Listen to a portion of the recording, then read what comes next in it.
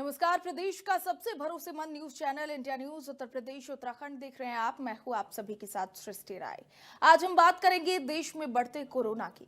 दिल्ली समेत कई शहरों में मामले दर्ज किए जा रहे हैं। आपको बता दें कि पिछले कुछ दिनों से जिस तरीके से कोरोना केस सामने आ रहे हैं, उससे एक बार फिर से कोविड-19 का डर सताने लगा है। देश के कई राज्यों में कोविड के केस सामने आ रहे हैं। लगातार कोरोना के मामलों में इजाफा भी देखने को मिल रहा है। इसी बीच अब कोरोना ने उत्तर प्रदेश, लखनऊ, वाराणसी, गाजियाबाद, नोएडा में भी दस्तक देना शुरू कर दिया है। आपको बता दें कि प्रदेश में पिछले 24 घंटों में कोरोना केस एक्टिव हो चुके हैं। हालांकि सभी मरीजों को फिलहाल होम आइसोलेशन में रखा गया है। वहीं अब तक कुछ लोगों की कोरोना से मौत भी हो चुकी है। सब बताते चले कि इन तमाम चीजों को लेकर के जिस तरीके से कोरोना में इजाफा हो रहा है, अब लोग डरे हुए भी हैं। तो क्या देश में फिर से लौट रहा है कोरोना? क्या इस नए वेरिएंट पर काम करेगी वैक्सीन? इन सारे सवालों का जवाब देने के लिए आज इंडिया न्यूज मौजूद है। डॉक्टर्स का एक बड़ा पैनल मौजूद है जो आपकी सारी शंकाएं दूर करेंगे। लेकिन इससे पहले देखिए नोएडा से संवाददाता महेंद्र माही की रिपोर्ट।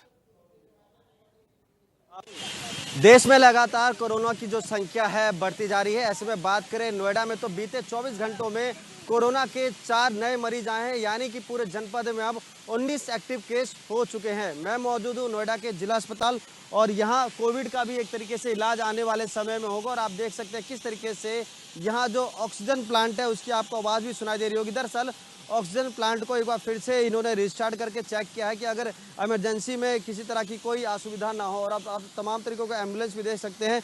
एसीएमओ टीकम सिंह ने बताया कि देखिए बीते 24 घंटों में 4 कोरोना के नए मामले आए हैं और जनपद में कुल 19 जो है एक्टिव मामले हो चुके हैं। इसमें से बात करें तो सभी जो मरीज हैं, यानी कि जो भी कोविड के संक्रमित है, सभी मरीजों को होम आइसोलेशन पर रखा गया है। उनका इलाज घर पे ही जारी है। मगर बड़ी बात यह है कि देखिए लगातार नोएडा में और ग्रेटर नोएडा में कोरोना के मामले बढ़ते जा रहे हैं, मगर उसके बावजूद भी नोएडा के किसी भी सरकारी अस्पताल में कोविड टेस्ट नहीं किया जा रहा, ना ही कोई एंटीजन टेस्ट किया जा रहा है, ना ही कोई स्पेशल वार्ड बनाया जा रहा है। सोचिए ये हाल नोएडा का है, तो आने वाले समय में देखा जाएगा किस तरीके से जो कोविड के मरीज है या जिनको सिम्टम आता है वो किस डॉक्टर को दिखाएंगे। क्योंकि अधिकतर जो निजी अस्पताल है वहाँ पर कोविड टेस्ट हो रहे हैं, मगर जो जिला अस्पताल है यहाँ पर गरीब तबके के लोग आते हैं और जब यहीं कोविड का टेस्ट नहीं होगा तो वो कहाँ जाएंगे। इंडिया न्यूज से महेंद्र माही, नोएडा।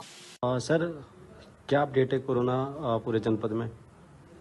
आज की डेट में जो टोटल केस है कोविड के वो 19 है जी। कितने मेल कितने फीमेल हैं? इसमें जो मेल केस हैं वो 8 है और जो फीमेल है वो 11 है। एज की बात की जाए इनकी तो क्या एज होगी? इनका जो एज का अगर हम एवरेज निकालें तो मिनिमम एज 24 है और मैक्सिमम एज 71 है।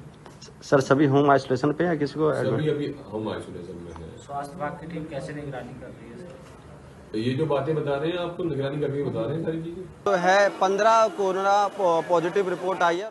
कोरोना के आंकड़ों ने सभी को चौंका कर रखा है। आपको बताते चले कि लगातार देश में कोरोना के आंकड़े जो हैं वो बढ़ रहे हैं। दिल्ली एनसीआर में कोरोना ने अपनी रफ्तार पकड़ी है। उत्तर प्रदेश में भी कोरोना की धमक देखने को मिल रही है और एक बार फिर से कोरोना का खतरा अब बढ़ चुका है। लोगों के अंदर डर भी देखा जा रहा साफ तौर पर, चूंकि आंकड़े में बढ़ोतरी काफी ज्यादा देखी जा रही है। 1000 के पार ये आंकड़े पहुंच चुके हैं, जिसकी वजह से लोग टेंशन में हैं कोरोना को लेकर के। इससे पहले कोरोना की जो स्थिति देखी गई थी उससे काफी लोग डरे हुए थे। कई लोगों ने अपने करीबियों को खोया था कोरोना काल में। ऐसे में अब वो सभी परिजन, सभी लोग डरे हुए हैं, क्योंकि कोरोना एक बार फिर से कमबैक करता हुआ नजर आ रहा है और एक नए वेरिएंट के साथ। तो जब भी कोरोना और कोविड सामने आता है वो अपने साथ एक नया वेरिएंट लेकर के आता है। इस बार नए वेरिएंट का नाम JN.1 बताया जा रहा है। JN.1 के साथ NB 1.8.1 भी है और LF.7 की वो वेरिएंट है जो इस बार कोविड में देखे जा रहे हैं। कोविड पॉजिटिव मरीजों में ये नए वेरिएंट की पकड़ देखी जा रही है। ऐसे में हेल्थ विभाग पूर्ण रूप से सतर्क है। तो कोविड को लेकर के तमाम जानकारियों के साथ हमारे साथ डॉक्टर्स के पैनल और रिपोर्टर्स जुड़े हुए हैं अलग अलग जगहों से। सबसे पहले रुक कर लेते हैं डॉक्टर ईश्वर गिलाडा, हेल्थ विशेषज्ञ हैं। पहले तो आपका बहुत स्वागत है। धन्यवाद। डॉक्टर ईश्वर जी, आपका रुख करना चाहूंगी। जिस तरीके से कोरोना के आंकड़ों में लगातार इजाफा देखा जा रहा है, लगातार बढ़ोतरी देखी जा रही है, कहीं ना कहीं लोगों के मन में डर वो जरूर दिखाई दे रहा है। जो कोरोना काल की स्थिति थी उसके कमबैक होने की यहाँ पर डर जो है वो साफ झलक रही है। यहाँ पर आपसे समझना चाहूंगी, इस बार जो कोविड आया है वो नए वेरिएंट के साथ आया है, JN.1 है, उसके साथ कई सारे वेरिएंट नजर आ रखे हैं। तो क्या पुराने वेरिएंट से ये ज्यादा खतरनाक है या फिर ये माइल्ड है? देखिए, आपने जैसे आपके इंट्रो में कहा कि एक टेंशन का माहौल है। टेंशन के बजाय ये अटेंशन का माहौल है। अभी फिलहाल तो सिर्फ अटेंशन करना है।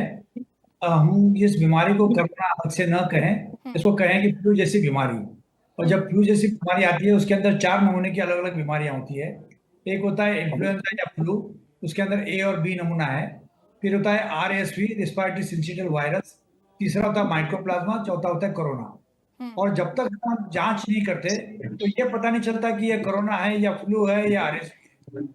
और जांच होने के बाद हम लोग हाहाकार मचाते हैं कि ये कोरोना हो गया, उसको अलग करो। अलग करने की कोई जरूरत नहीं है। जो ये वेरिएंट या सब वेरिएंट चल रहा है, ये ओमिक्रॉन का ही पार्ट है। ये अलग से नया वेरिएंट नहीं है, ये सब वेरिएंट है। तो LE.7 हो या NV.1.8.1 हो या JN.1 हो, ये सबके सब ओमिक्रॉन के सब वेरिएंट है। और ओमिक्रॉन में हमारे पास अच्छी इम्यूनिटी दी है पहले से, इसलिए जब तक कोई नया वेरिएंट नहीं आता, नया खतरनाक वेरिएंट जो डेल्टा जैसा था या डेल्टा से खतरनाक नहीं आता, हमें डरने की जरूरत नहीं है। हमें सतर्क रहना है। सतर्कता साइंटिफिक कम्युनिटी में या गवर्नमेंट में चाहिए। लोगों को सतर्क रहने की जरूरत नहीं है। जहाँ कहीं आपको खांसी बुखार आता है, आम रहता है, कमर दुखती है, तो आप ये सोच लो कि आपको कोरोना जैसी बीमारी है और आप अपने आप को मास्क से बचाओ, बचाओ, सैनिटाइजर का इस्तेमाल करो। अगर किसी को है जो कोमॉर्बिडिटी के लोग हैं या बुजुर्ग लोग हैं, उनको ज्यादा डर है, क्योंकि जो डेथ हुई है मुंबई में, ये 500 डेथ ये कोमॉर्बिडिटी वाले लोगों में है। मेरी चिंता का विषय ये है कि जो टाइफाइड पेशेंट है, उसके अंदर भी कोरोना आने की वजह से या टाइफाइड से डेथ। ठीक है, नोएडा से हमारे साथ महेंद्र माही संवाददाता जुड़े हुए हैं। महेंद्र, आपका रुख करना चाहूंगी। जिस तरीके से कोरोना के आंकड़े लगातार बढ़ते हुए नजर आ रहे हैं और सभी को चौंकाया हुआ है, अगर नोएडा की बात कर ली जाए, NCR की बात कर ली जाए, तो वहां पर इस नए वेरिएंट कोरोना के सब वेरिएंट को लेकर के क्या चर्चा चल रही है, क्या तैयारियां यहाँ पर स्वास्थ्य विभाग की तरफ से की गई है? दिल्ली से हमारे साथ संवाददाता आदित्य कुमार भी जुड़े हुए हैं। आदित्य, आपका रुख कर लेती हूँ। दिल्ली और NCR की अगर मौजूदा स्थिति की बात की जाए, जमीनी स्तर की अगर बात की जाए, तो वहां पर कितनी सतर्कता बरती जा रही है कोरोना को लेकर के, चूंकि आंकड़े लगातार दिल्ली में भी बढ़ते हुए नजर आ रहे हैं? जी, आपने बिल्कुल सही कहा कि दिल्ली में भी स्थिति खराब होती जा रही है। आपने देखा होगा कि जनवरी, फरवरी, मार्च में बिल्कुल भी इस तरह के केसेस सामने नहीं आ रहे थे, लेकिन अब मई का महीना है, मई का लास्ट महीना, जब हम दर्शकों से बात कर रहे हैं, जब हम आपसे बात कर रहे हैं, तो दिल्ली में अगर हम बात करें खास तौर से, तो दिल्ली में 100 से ऊपर आंकड़ा जो है वो चला गया है। 104 मरीज जो का आंकड़ा जो था बताया जा रहा था, लेकिन आज और भी बढ़ेंगे क्योंकि यह आंकड़ा कल का था। और जिस तरीके से स्वास्थ्य विभाग ने बताया है कि स्वास्थ्य विभाग जितने भी आंकड़े हैं सबको डेली बेसिस पे एक एक यूनिफाइड एक पोर्टल बनाया गया, उस पर अपलोड किया जाएगा। साथ ही जो भी रिपोर्ट्स हैं दिल्ली के LNJP हॉस्पिटल्स में, उन सभी जो रिपोर्ट्स को भेजा जाएगा और वहाँ पे इकट्ठा किया जाएगा। सभी हॉस्पिटल्स की अगर हम बात करें तो जितने भी दिल्ली में हॉस्पिटल हैं, चाहे हम एम्स की बात करें या हम RML की बात करें या LNJP की बात करें या कोई भी जो सरकारी हॉस्पिटल्स हैं, उन सभी में पहले से ही एडवाइजरी जारी दिल्ली सरकार ने किया हुआ था कि आपको जितने भी हॉस्पिटल्स हैं उन सभी में कोरोना को लेकर के अलग से तैयारी करनी है, अलग से वार्ड बनाने हैं। जितने आपके पास में ऑक्सीजन सिलेंडर्स हैं या ऑक्सीजन कंसंट्रेटर हैं या ऑक्सीजन के जो प्लांट्स हैं, उन सबको दोबारा से शुरू करना है। तो वो सब प्रक्रिया जो है शुरू कर दी गई है। बीते दिनों रेखा गुप्ता खुद सामने आई थी मीडिया से, उन्होंने बात करते हुए कहा कि दिल्ली में कोरोना जो है नियंत्रण में है, किसी तरीके से घबराने की कोई ज़रूरत नहीं है। और जो स्वास्थ्य मंत्री हैं उन्होंने भी साफ आकर कहा कि किसी तरीके से घबराने की ज़रूरत नहीं है, लेकिन ज़्यादा से ज़्यादा जांच करने की, और हल्के से भी सिम्टम आपको दिखाई देता है, आपको शक होता है कि आपको कोरोना जैसा कुछ ऐसा महसूस हो रहा है, तो तुरंत आप डॉक्टर से कंसल्ट कीजिए। ये एडवाइजरी जारी की गई है। जितने हॉस्पिटल्स हैं उन सभी में बेड बढ़ाने की बात की गई, साथ ही वार्ड को रिजर्व करने की बात कही गई है कि जितने भी सरकारी हॉस्पिटल्स हैं उन सभी में वार्ड को रिजर्व रखा जाए, ताकि कोरोना के मरीज जब बढ़ें या कोरोना के मरीज अगर आएँ तो उनको आइसोलेट किया जा सके। सभी हॉस्पिटल्स को ऐसी बातें जो हैं, आदेश दिए गए हैं, ऐसे दिशा निर्देश दिए गए हैं जिसका पालन जो है किया जा रहा है। अगर हम बात करें एयरपोर्ट्स को लेकर के, तो एयरपोर्ट्स पे किस तरीके की व्यवस्था है, तो एयरपोर्ट्स पे अभी खास तौर से उस तरीके की व्यवस्था नहीं है जिस तरीके से की जानी चाहिए। जब पहले दूसरा या तीसरे वेव में, जैसे डॉक्टर साहब बता रहे थे कि चौथा वेव हम इसको कहेंगे, तो चौथा वेव जिस तरीके से, उस तरीके से एयरपोर्ट्स या जो रेलवे जंक्शन है उस सब पे व्यवस्था वैसी नहीं है। लेकिन आने वाले दिनों में, क्योंकि लगातार बैठकें हो रही हैं, लगातार मीटिंग्स हो रही हैं, उसमें ये तय किया जाएगा कि एयरपोर्ट्स में कैसी व्यवस्था की जाए या जो रेलवे जंक्शंस हैं उन सभी पे कैसी व्यवस्था की जाए। लेकिन इस जो नया ये वेरिएंट आया है कोरोना का, इसकी एक खास बात यह है कि फैलता बहुत जल्दी है, फैलता इतनी तेज़ी से है कि लोगों को समझने का मौका ही नहीं मिलता। और इसी वजह से आप आंकड़ा देख सकते हैं कि पूरे भारत में 1100 से पार आंकड़ा चला गया है, और पूरे देश में अलग अलग जगह से जो केसेस सामने आ रहे हैं, मौत भी हो रही है। लेकिन दिल्ली में मौत नहीं हुई है। 104 आंकड़े जो है बीते दिनों तक का ताज़ा आंकड़ा आज आएगा, उसके बाद और बढ़ने की आशंका है। लगातार जो मरीजों की संख्या बढ़ रही है। दिल्ली केंद्र है, दिल्ली में सभी जगह से लोग आते हैं, टूरिस्ट प्लेस है, लोग देश दुनिया से घूमने के लिए भी आते हैं, उसका भी असर यहाँ पर मरीजों की संख्या में दिख रहा है। जी सृष्टि। ठीक है डॉक्टर चिन्मय, आपका रुख कर लेती हूँ। जिस तरीके से टेस्ट्स करवाए जा रहे हैं, पीसीआर की बात कर ली जाए, एंटीजन टेस्ट की बात कर ली जाए, तो क्या वो मौजूदा जो नए वेरिएंट है, सब वेरिएंट है JN1, क्या उनको पहचान पाने में वो सक्षम है? RT-PCR हो या फिर एंटीजन की बात कर ली जाए, क्या वो पहचान पाएगा? JN1 जो वेरिएंट है, इसको न्यू ओमिक्रॉन वेरिएंट कहा है।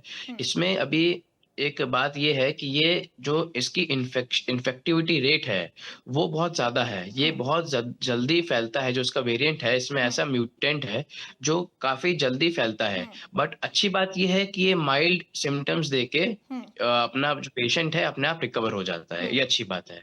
अब जो टेस्ट है RT-PCR बहुत रिलायबल टेस्ट है, और यही टेस्ट है जो हम लोग रैपिड टेस्ट होता है कि RT-PCR टेस्ट होता है। RT-PCR टेस्ट जो है वो काफ़ी स्पेसिफिक और सेंसिटिव है।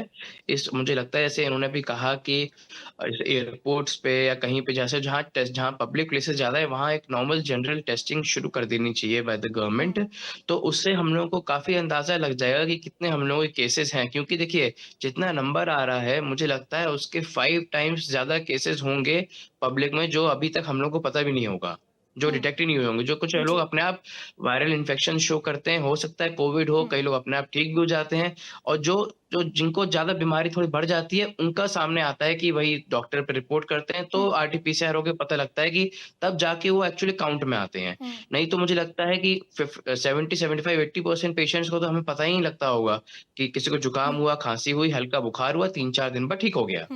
तो मुझे लगता है कि 5 टाइम्स ज़्यादा नंबर होगा अभी।